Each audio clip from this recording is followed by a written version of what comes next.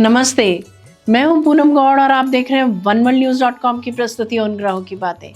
आज के प्रोग्राम में बताऊंगी आज का पंचांग, हर राशि का राशिफल, कहानी किस्से में घर मास के पीछे की कहानी सुनाऊंगी और आखिर तक मेरे साथ जुड़े रहिएगा। जिनका जन्मदिन है उनका वर्षफल बताऊंगी और साथ में साल भर के उपाय भी। शुरू करते हैं आज के पंचांग से।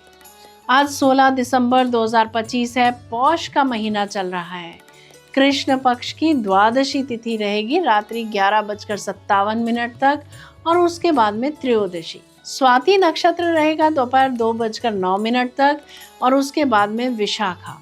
अतिगंड योग रहेगा दोपहर 1:23 तक और उसके बाद में सुकर्मा। 1.5 घंटे के लिए राहु काल रहेगा दोपहर 3 बजे से शाम 4:30 बजे तक।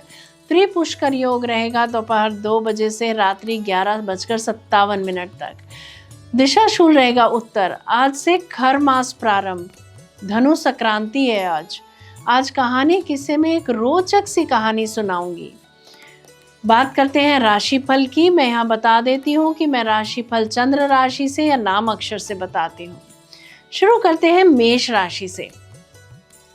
आज दोपहर 2 बजे तक नौकरी पेशा जातकों के लिए समय उत्तम रहेगा। भाग्य आपके साथ है। कोई एग्रीमेंट भी साइन कर सकते हैं आप। मित्रों के साथ समय अच्छा बीतेगा। इसके उपरांत लेखन के क्षेत्र के लोगों के लिए दिन अच्छा जाएगा। कॉन्फिडेंस के साथ आगे बढ़े, लाभ होगा। वृषभ राशि। आज दोपहर 2 बजे तक समाज सेवा के किए कार्य जनता के सामने आएंगे। शिक्षा के क्षेत्र के लोगों के लिए दिन लाभकारी प्रतीत होगा। धर्म के कार्यों से धन लाभ होता दिख रहा है। दोपहर 2 बजे के बाद में लाभ के अवसर मिलेंगे। लव लाइफ अच्छी रहेगी, सफलता हाथ लगेगी। पुराने सामान से प्रॉफिट होता दिख रहा है। चीटिंग और एक्सीडेंट से बच कर रहें। मिथुन राशि की बात करते हैं। आज दोपहर 2 बजे तक प्रॉपर्टी संबंधित कार्य टाल दें। रिसर्च के विद्यार्थी कोई गलती कर सकते हैं, सतर्क रहें। इसके उपरांत आपके काम की प्रशंसा होगी। समाज में आगे रहकर सबके साथ मिलकर काम करेंगे आप। किसी कार्यक्रम का नेतृत्व भी कर सकते हैं। हनुमान चालीसा का पाठ करें और अपने मन की बात हनुमान जी के सामने रखें, लाभ होगा। कर्क राशि। आज दोपहर 2 बजे तक क्रोध बिल्कुल भी न करें। व्यर्थ की भागदौड़ से बचें, चोट से बचें, किसी से बदला ना लें, अनुलोम विलोम करें। इसके उपरांत समाज सेवा पर धन खर्च कर सकते हैं। उच्च शिक्षा के विद्यार्थियों को बाधा आ सकती है। कोई गुप्त एग्रीमेंट भी साइन कर सकते हैं हम। गलत खान पान से एलर्जी हो सकती है। शनि चालीसा का पाठ करें, लाभ होगा। सिंह राशि। आज दोपहर 2 बजे तक जीवन साथी से दूरी रह सकती है। आर्थिक स्थिति सुदृढ़ रहेगी। खान पान का ख्याल रखें। इसके उपरांत विश्वास व प्रेम से अपने प्रिय दोस्तों के साथ समय बिता सकते हैं।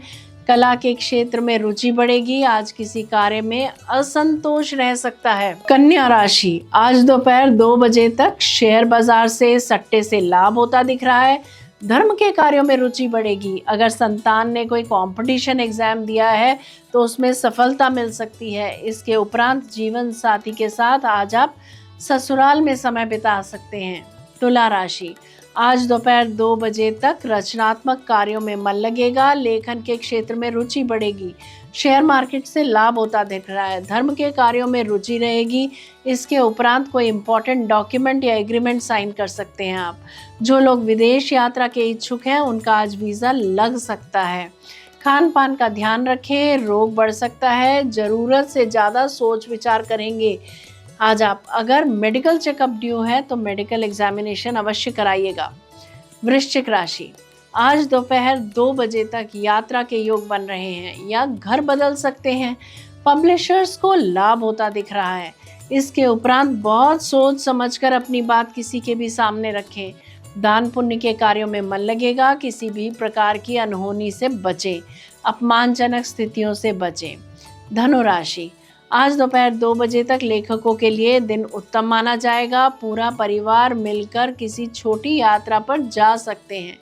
इसके उपरांत पड़ोसियों या रिश्तेदारों के साथ अच्छा समय बीतेगा। पार्टनरशिप में जो लोग बिजनेस कर रहे हैं उनका आज का दिन सफलता भरा रह सकता है। विरोधी हावी हो सकते हैं। बात करते हैं मकर राशि की। आज दोपहर 2 बजे तक धन कैसे बनाया जाए, इस पर आप थोड़ा ब्रेनस्टॉर्मिंग कर सकते हैं। वाक्पटुता से काम बनेंगे। अपने दिल से किए गए कामों में लाभ मिल सकता है। इसके उपरांत खोई चीज़ें या कोई ऐसी वस्तु जिसे आप रखकर भूल गए हो मिल सकती है। कुंभ राशि, आज दोपहर 2 बजे तक गुप्त गतिविधियों में भागीदार बनेंगे। किसी बात की तह तक पहुंचने की चेष्टा कर सकते हैं आप। इसके उपरांत करीबी मित्रों के साथ समय बिताएंगे। प्रेम संबंध गहराएंगे। कमीशन मिल जाने से शॉपिंग दिल खोल कर करेंगे।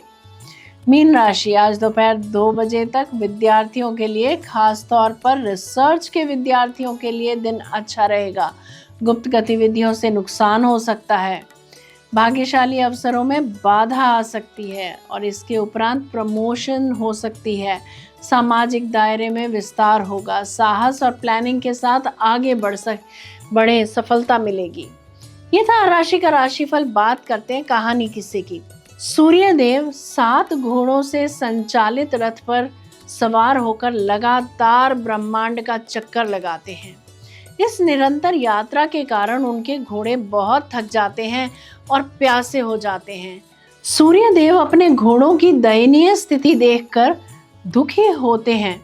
वे उन्हें एक तालाब के पास ले जाते हैं, लेकिन रथ को रोकना संभव नहीं होता। तब उन्हें तालाब के पास 2 गधे यानी खर दिखाई देते हैं। सूर्यदेव अपने घोड़ों को आराम देने के लिए तालाब के पास छोड़ देते हैं और रथ में घोड़ों की जगह गधों को जोड़ देते हैं। गधों की धीमी गति के कारण सूर्यदेव का रथ भी धीमा हो जाता है। यह 1 महीने की अवधि गधों द्वारा रथ खींचने की होती है, जिसे खरमास कहा जाता है। इस अवधि में सूर्यदेव का तेज कमजोर हो जाता है, क्योंकि हिंदू धर्म में सूर्य को अति विशिष्ट माना जाता है। उनकी कमजोर स्थिति को अशुभ माना जाता है। इसीलिए इस दौरान मांगलिक और शुभ कार्यों पर रोक लगा दी जाती है। 1 महीने के बाद घोड़े आराम कर चुके होते हैं और सूर्यदेव फिर से गधों को छोड़कर घोड़ों को रथ में जोड़ लेते हैं। इसके बाद सूर्यदेव फिर से तेज गति से यात्रा करते हैं और मकर संक्रांति के बाद शुभ कार्य शुरू होते हैं। यह वह महीना है जो हमें बाहरी जगत से हटाकर भीतर के प्रभु से जोड़ता है। सांसारिक उत्सवों से दूर कर आत्मा के उत्सव में प्रवेश कराता है। खरमास तब लगता है जब सूर्यदेव धनु या मीन राशि में प्रवेश करते हैं। इस अवधि में सूर्य अपनी उत्तम गति में नहीं माने जाते। इसी कारण इसे अस्थिरता का काल कहा गया है। लेकिन आध्यात्मिक दृष्टि से यह अस्थिरता हमारे भीतर की वृत्तियों को संयमित करने का आवाहन करती है। इस वर्ष खरमास की शुरुआत 16 दिसंबर की रात 10:19 से होगी। इस समय सूर्य वृश्चिक राशि से निकलकर धनु राशि में प्रवेश करेंगे, जिसे धनु संक्रांति के नाम से भी जाना जाता है। खरमास का समापन 14 जनवरी 2026 को मकर संक्रांति के दिन होगा, जब सूर्य मकर राशि में प्रवेश करेंगे और फिर से शुभ कार्य शुरू हो जाएंगे। किंतु इस वर्ष तब भी शुक्र अस्त रहेंगे, तो विवाह जैसे मांगलिक कार्य नहीं हो पाएंगे 31 जनवरी 2026 तक। कल के एपिसोड में बताऊंगी कि खर मास में क्या करें और क्या ना करें। जय श्री कृष्ण, जयराम जी की बात करते हैं जिनका आज बर्थडे है। A very happy birthday to you, enjoy your day. वर्ष 2025-26 आपके लिए बड़े निर्णय, गहरी समझ और नई उपलब्धियों का वर्ष रहेगा। करियर में महत्वपूर्ण बदलावों के योग हैं। नई नौकरी, नई दिशा या किसी प्रोजेक्ट में प्रमुख भूमिका मिलने की संभावना प्रबल है। आप अपनी बुद्धिमत्ता से कठिन परिस्थितियों को भी अपने पक्ष में बदल पाएंगे। व्यवसायियों के लिए यह वर्ष रिसर्च, रणनीति, नई तकनीक और नए क्लाइंट जोड़ने का है। रिश्तों और परिवार में आपका सम्मान बढ़ेगा। भावनात्मक स्तर पर आप परिपक्व होंगे और अपने रिश्तों को एक नई गहराई देंगे। अविवाहित जातकों के लिए यह वर्ष किसी आध्यात्मिक या समझदार साथी से मुलाकात का संकेत देता है। आर्थिक स्थिति धीरे धीरे लेकिन मजबूती के साथ बढ़ेगी। वर्ष के मध्य में बड़ा लाभ संभव है। स्वास्थ्य सामान्य रहेगा, बस मानसिक थकान से बचें। बात करते हैं साल भर के उपायों की। प्रतिदिन हनुमान चालीसा का पाठ करें अथवा सुने, अनुलोम विलोम करें, सूर्य को प्रतिदिन जल चढ़ाएं। यदि मेरा ये प्रोग्राम आपको पसंद आया है तो इसे लाइक, शेयर, सब्सक्राइब करें, बेल का आइकॉन जरूर दबाएं और कल फिर मेरे साथ जुड़िएगा वनवर्ल्डन्यूज.com की प्रस्तुति उन ग्रहों की बातें में। नमस्कार।